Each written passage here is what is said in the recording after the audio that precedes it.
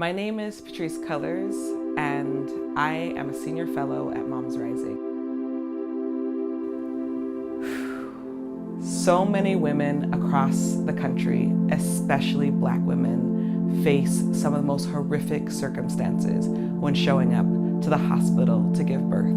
Here is my story. I remember everything like it was yesterday. My water broke, and it broke like in the way, the ways that TV, water breaks and you yell, "My water broke."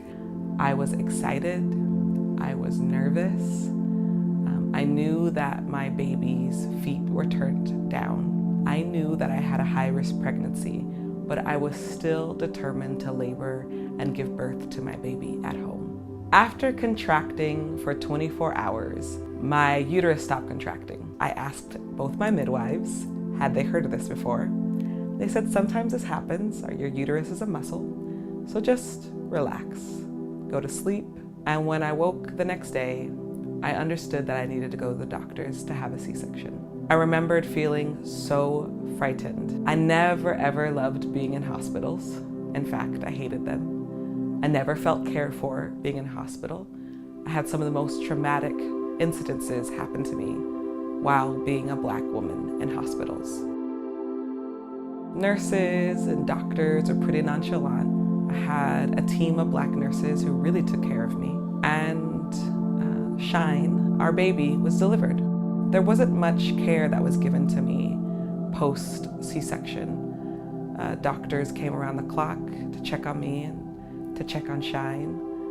But no one was actually telling me the consequences of having a C-section. And when I got home, I was around the clock feeding the baby, and I started to wheeze.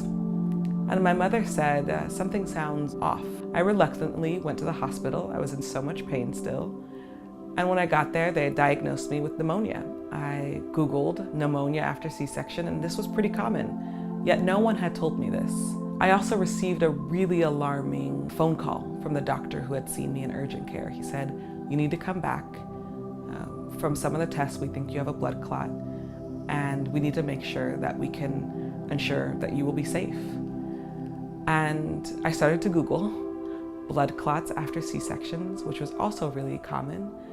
And I started to see the number of women who died after giving birth to their child, especially after giving birth while in a hospital.